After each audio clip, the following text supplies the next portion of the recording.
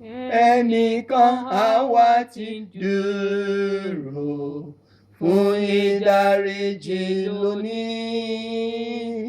Gbọ́ ìhìnrere ayọ̀ náà, Jésù kọjá lọ níhìn. Jésù kọjá lọ níhìn lónìí. Jésù kọjá lọ níhìn. Ó ń kọjá níhìn lónìí. Jésù kọjá lọ níhìn. Ó ń kọjá níhìn lónìí.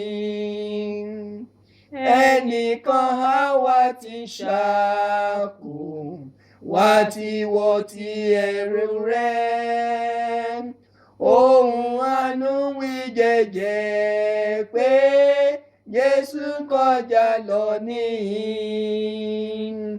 Jésù kọjá lọ níhìn. Níhìn lónìí. Jésù kọjá lọ níhìn.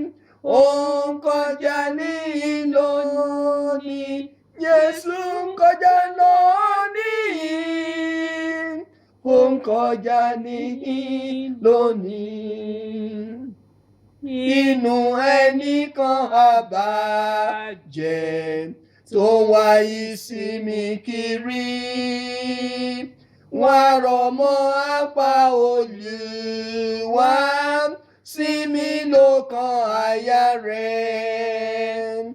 Jésù kọjá lọ níhìn. Níhìn lónìí. Jésù kọjá lọ níhìn. Ó ń kọjá níhìn lónìí. Jésù kọjá lọ níhìn. Ó ń kọjá níhìn lónìí. Wá sọ́dọ̀ olùràpadà, sọ́dọ̀ ẹni tó fẹ́ ọ. Wá sí ẹnu ọ̀nà ìyè tó lọ sí ilé lókè. Jésù kọjá lọ níhìn. Níhìn lónìí. Jésù kọjá lọ níhìn. Ó ń kọjá níhìn lónìí. Jésù kọjá lọ níhìn. Ó ń kọjá níhìn lónìí.